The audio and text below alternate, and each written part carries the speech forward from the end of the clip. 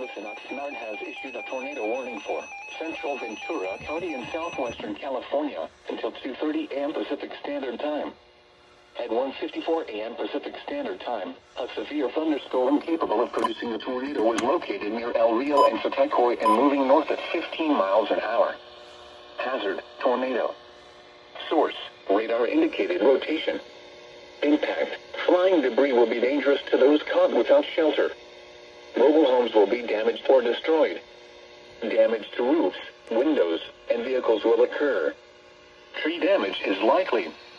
This tornadic thunderstorm will remain over Saticoy and west of Santa Paula. To report severe weather, contact your nearest law enforcement agency.